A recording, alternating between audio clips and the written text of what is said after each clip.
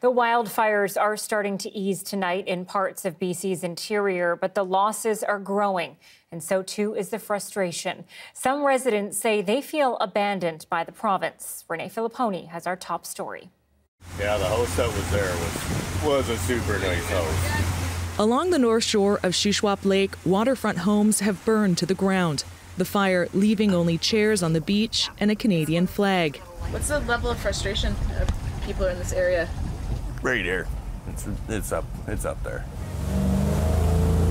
Darren Tuoko takes us on a tour of the destruction. He's been ferrying people and supplies into evacuated areas. He says some who defied the orders were able to save their homes. People just, they decide to say no and not go. Why? And lose everything when you can literally fight it. You got pumps, water right here. I'd do the same. Where's our support? Looks like everything's burning around us. There are growing tensions between police enforcing evacuation orders and residents who stayed behind. Officials continue to stress it's not safe to be there among the fallen trees and downed power lines. And they are putting themselves at an extremely high amount of danger going into a fire-impacted area. Oh my God. BC Wildfire Service says this was one of the most aggressive fires it's ever seen. It even forced crews to pull back at one point. This video shows how some residents fought the flames to save their homes. These people out there right now, they're putting their life on the line and they're proud of it. Avery Schoaf and his son stayed too. He defends their decision, saying he has the right to protect his home. They're not going to give up, and they're not really good at following rules. They know what's happening. We feel like we've been abandoned. This resident also stayed to document what's going on.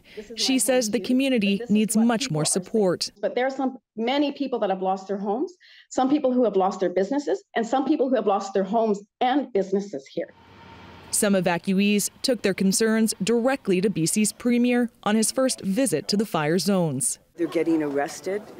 There are police boats at the shore, stopping supplies, fuel, for generators. People in Inglemont running out of food. They're trying to help boat stuff over. Where's the logic in that? Keep people safe is number one, right? There are 200 municipal and wildfire fighters working in the Shuswap area. The province is urging people to abide by the evacuation orders. The concern is if this fire flares up again, resources will be needed to rescue people instead of fighting the fires. Renee Filipponi, CBC News, Kelowna. Now, several homes in the Little Shuswap Lake First Nation are also gone. David Eby spoke with band members there today. John Hernandez is hearing their stories of survival and grief. Too old to start over again? The weight of the loss is still sinking in for Barney Toma. He fled his Squillax home on Friday. I think it was Saturday night it became official that I lost everything. Standing there and wondering, okay, what do I do now then? I had nothing. Hopes for the future dashed. As a comic collector, 34,000 comics gone.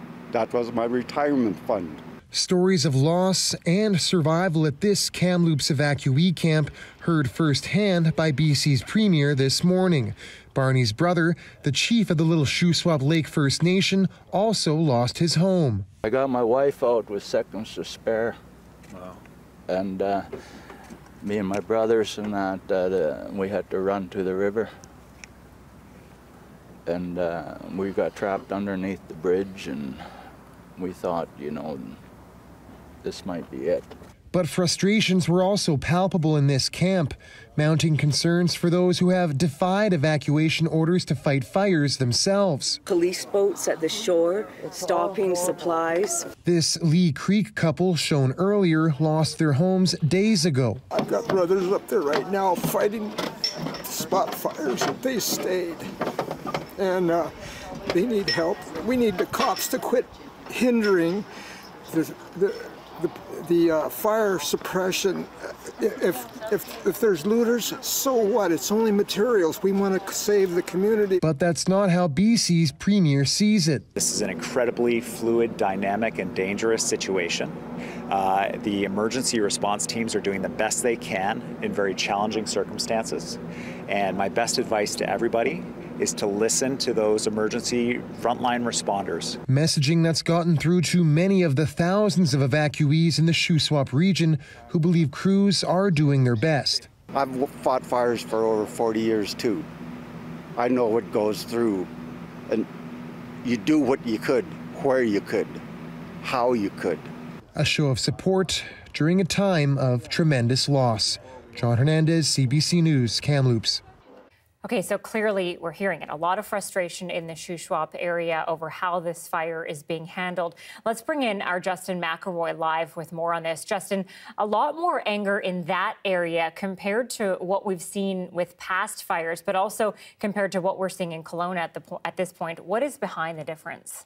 Yeah, there are a number of reasons for the difference in the depth of anger. The evacuation orders for Kelowna were steadily issued throughout last Friday. The escape routes were generally close to highways, and the BC Wildfire Service was able to get in most places fairly quickly. Now, you can contrast that with the Shuswap, where the fire spread very quickly on Friday night, but communication was much more chaotic. Some websites didn't work.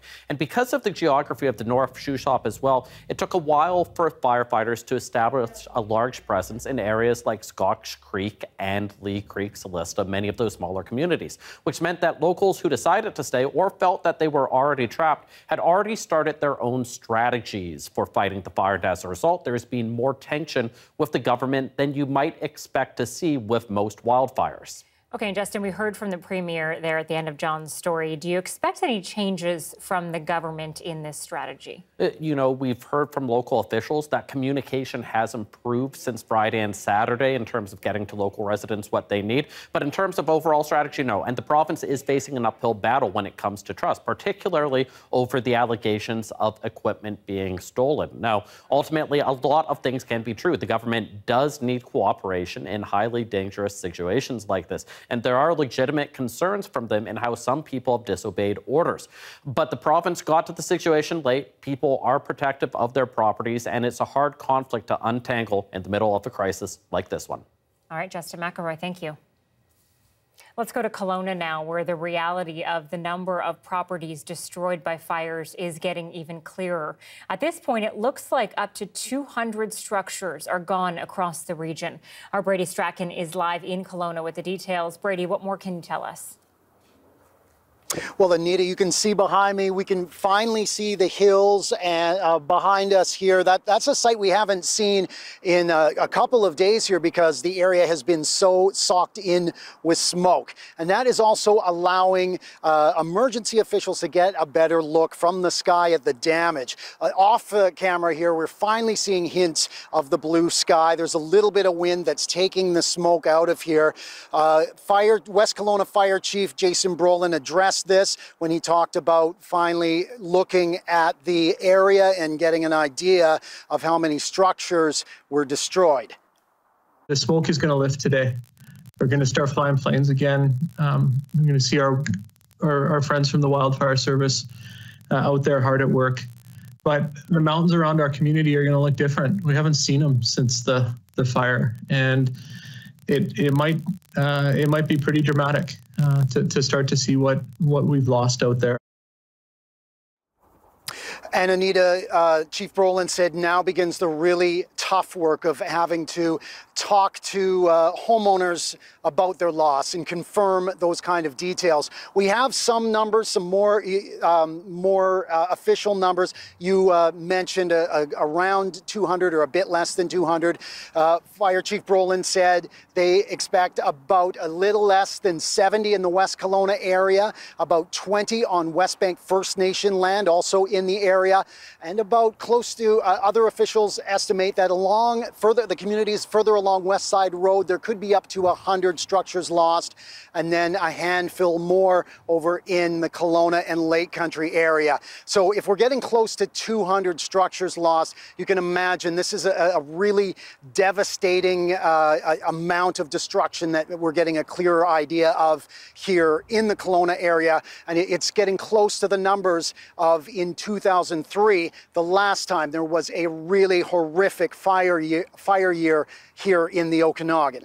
Yeah, absolutely terrible for everyone who has watched the city burn, really.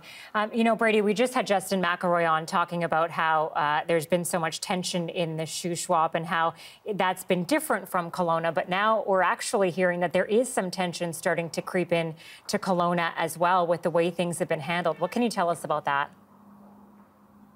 Yeah, Anita, here it's about wait times for services. And I've been over at the evacuee reception center. For the most part, people are understanding, but they've had to wait hours and hours on end. They are given a ticket and saying, okay, you'll come back when your number is up. But that could be dozens of hours, or a dozen hours or more. It could be coming back the next day. So people have been just waiting outside on picnic tables in the smoke. And today, when Premier Eby was here, he addressed this and he said things should change going forward. I say it's absolutely unacceptable that people have had to wait in their cars or have not been able to access hotel rooms. It's one of the reasons we put the emergency order in place, to make sure that hotel rooms are available for firefighters and for evacuees. And Anita, the Premier said that there will be more provincial resources for the evacuee reception centers to help line up people so that they can get into hotels if they haven't. There's also been a change to the emergency travel order that banned travel to the Okanagan. They're going to lift that later today, and it'll be only the West Kelowna area where people are not allowed to travel and stay. Anita? Brady Strachan reporting live for us in Kelowna. Thank you, Brady.